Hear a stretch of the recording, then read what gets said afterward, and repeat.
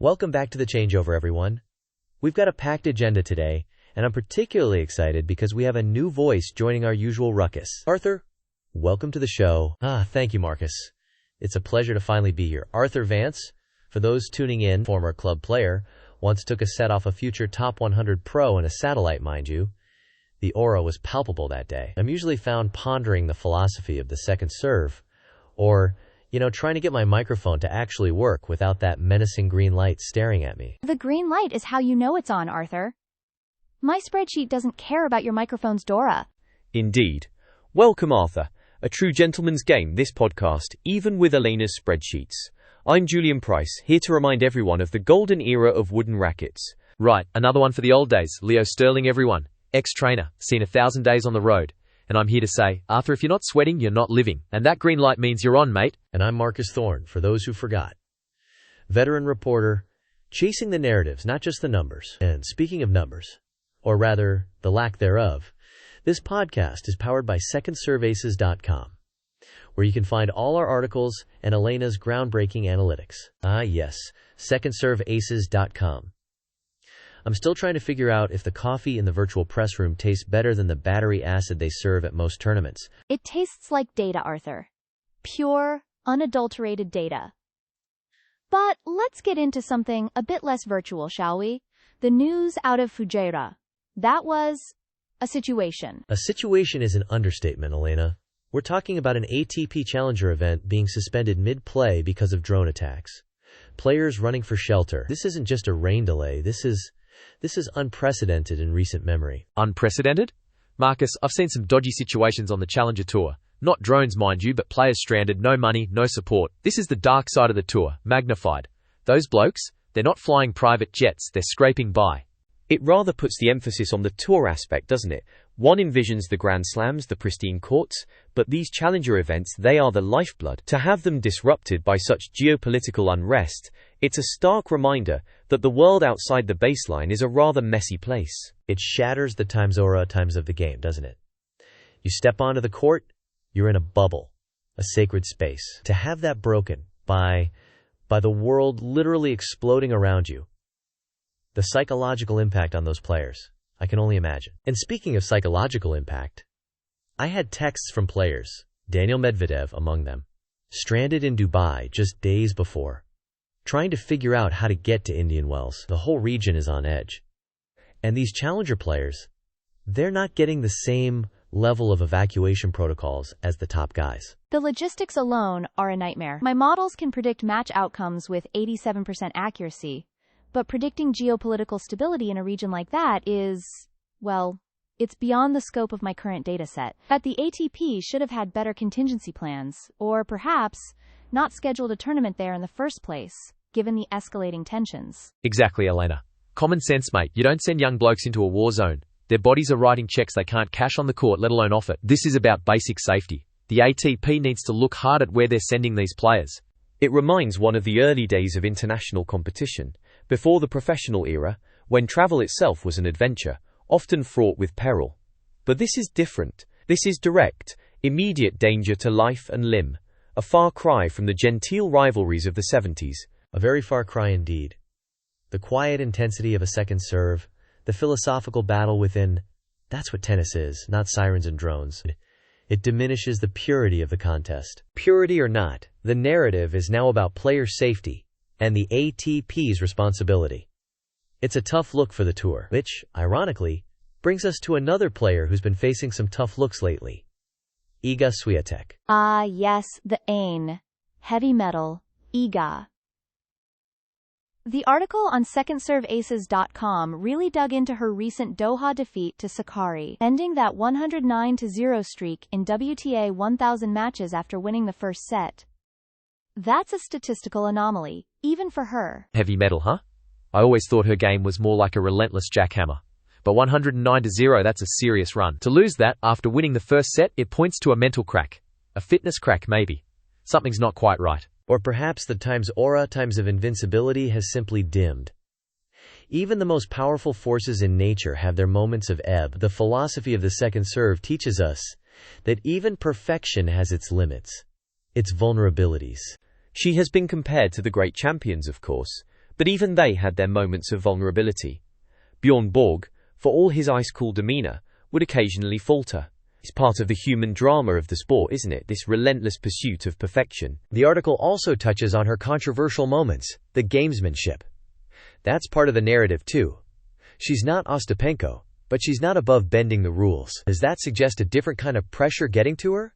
Or is it just part of her evolving competitive ruthlessness? My spreadsheet doesn't care about gamesmanship, but it does show a slight dip in her breakpoint conversion rate in those tight second sets. The data suggests opponents are finding ways to extend rallies, forcing more errors, not just being overwhelmed. They're adapting. Exactly. They're getting fitter. They're getting smarter. You can't just bludgeon everyone forever. You got to have the grit to go 3 sets, to dig deep when the body's screaming. Maybe the heavy metal's getting a bit soft around the edges. But isn't the true test of a champion not just how they dominate, but how they respond to these moments of perceived weakness? The Times aura isn't just about winning. It's about how you carry yourself through the storm. A very astute point, Arthur. The legends of old were defined by their comebacks, their ability to adapt and overcome.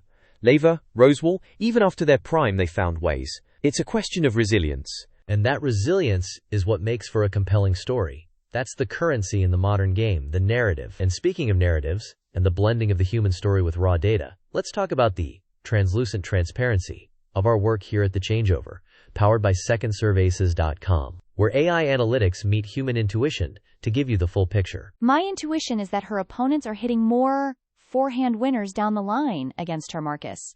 The data backs it up. It's not magic, it's math, and it's all on SecondServeAces.com. Right, well let's hope Iga finds her heavy metal again. Speaking of things returning, what about Memphis getting a WTA event back? Good news, that. Memphis. A city reclaiming its place. I love an underdog story, a narrative of resurgence. After losing both the WTA and ATP events to bring professional tennis back, it's a testament to the enduring spirit of the game, wouldn't you say? Absolutely, Arthur. The regional tournaments, they were once the bedrock of the tour. To see a city like Memphis, with its rich sporting history, re-enter the WTA landscape, even at the 250 level, is a positive development. It ensures the game reaches beyond the established hubs. It's a huge win for the region, and for the narrative of growth in American tennis. Positioned right before the US Open, it's a smart strategic move. Players looking for hard-court prep. American players looking for home-court momentum. It's a perfect fit. From a data perspective, these 250s are crucial for younger players or those coming back from injury to accumulate points without the pressure of a 1000. It's a strategic entry point. My models show a clear correlation between consistent play at 250s and eventual top 50 ranking progression. Yeah, but is it sustainable? Memphis lost it before because of financial struggles. The tour economics are brutal. It's got to have the local support, the grunt work behind the scenes, or it'll be another ghost match in a few years. Ghost match, Leo. I like that. But surely, the renewed enthusiasm, the civic pride that creates an aura of times of support, a foundation that perhaps wasn't there before. It's more than just economics. It's about connection to the community. And the tourism revenue, Arthur. Don't forget the practical side. The city officials are framing it as an economic win, which is critical for long-term viability. Narrative and numbers, working together. One hopes it will foster a new generation of players in the region, much as the regional tournaments of my youth did. The accessibility, the local heroes, that's how the game truly grows. And the data will show us if it works. I'll be tracking the player entries, the local attendance figures.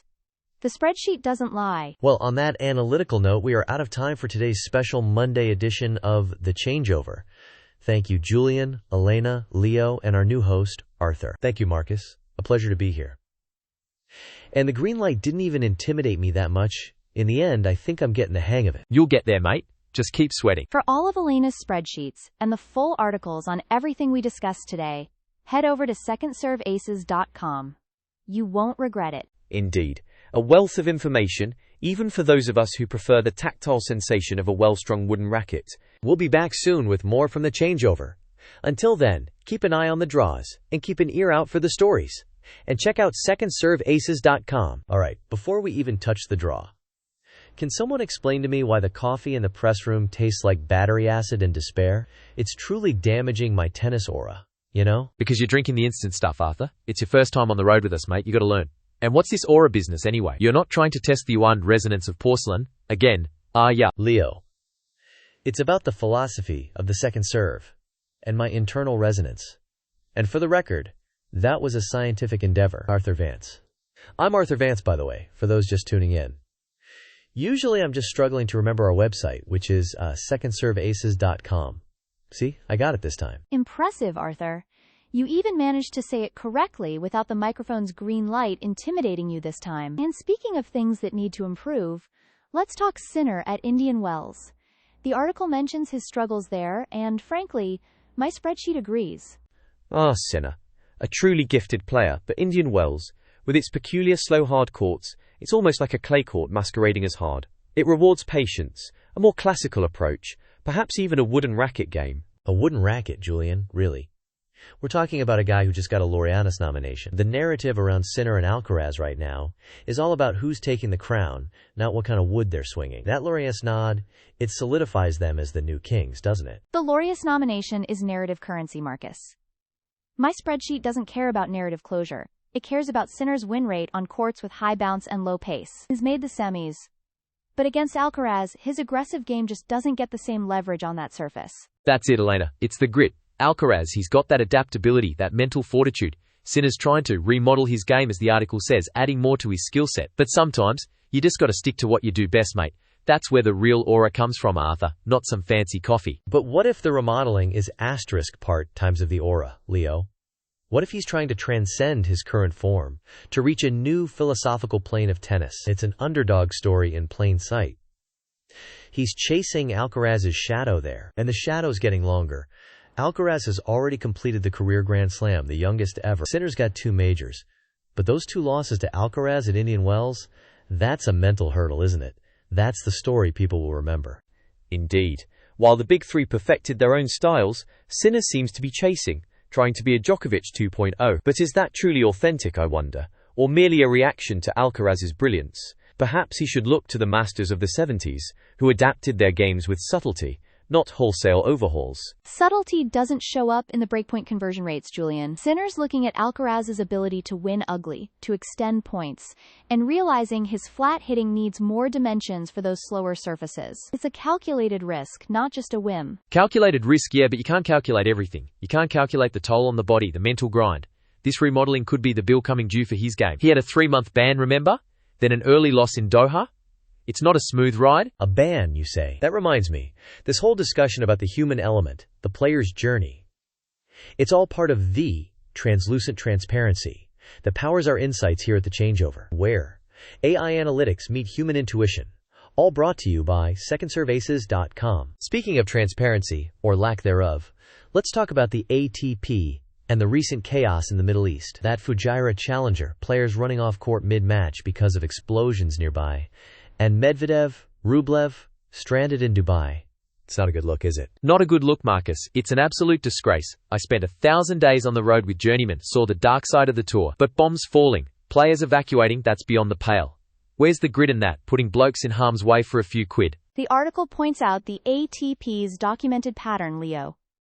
Prioritizing commercial interests over player welfare. It's not just Fujairah. Look at the US Open heat crisis, Medvedev literally saying, "One player is gonna die." My data shows a clear correlation between rising temperatures and player retirements, yet policies are slow to materialize. It's a stark contrast to the gentleman's game I remember, where player safety and decorum were paramount. To hold a tournament amidst such geopolitical turmoil, it's utterly uncivilized. The pursuit of Middle Eastern money, at what cost? The cost of the human spirit, Julian. The loss of a player's focus. Their sense of safety. How can you maintain your aura, your meditative state for a second serve when you're worried about drones? It diminishes the game itself, beyond just the scoreline. Medvedev's quote, "Probably we cannot stop the tournament for 4 days, because then it basically ruins everything. The TV, even the tickets, everything." He's not endorsing it, he's just stating the cynical reality. I was getting texts from my contacts about players stuck on the tarmac in Dubai, desperate to get out. The ATP's statement was just corporate fluff. Corporate fluff when blokes are running for their lives. And then you got the Zverev allegations, the ATP taking a year to investigate. Then, insufficient evidence. After 15 months, no transparency, no real action. It's a pattern, isn't it? The body writes a check, but the ATP doesn't cash it for player protection. Exactly, Leo. The data on safeguarding policies, or lack thereof, is abysmal. The absence of a domestic violence policy wasn't accidental, it was simply never deemed necessary. That speaks volumes about their priorities. And Zverev, elected to the Player Advisory Council amidst all this. It's a sad commentary on the state of affairs, truly. Where is the integrity, the respect for the sport's highest ideals? It's difficult to find the philosophical core, the true essence of the game, when the foundation feels so unstable. It makes me question everything, even my own attempts to perfect the second serve. Well, Arthur, I wouldn't let the ATP ruin your second serve. The narratives continue, the money still flows, and the check's clear, unfortunately. It's a tough business, but we've covered a lot today. From Sinner's quest for redemption to the ATP's less-than-stellar week. Indeed. We've certainly given our spreadsheets a workout. For all the tactical breakdowns, the player insights, and yes, even my data on the ATP's accountability, you can find the full articles and more on secondserveaces.com. That's right, go there for the real talk, not the corporate spin. We'll be back next time, no doubt, with more heated debates, hopefully from a slightly less chaotic part of the world. One hopes, Leo, one truly hopes. Until then, remember the elegance of a well-struck backhand, and perhaps the virtue of a wooden racket. And the perfect cup of coffee. This has been The Changeover. I'm Arthur Vance, and please check out secondserveaces.com for all the deep dives. We'll catch you next time.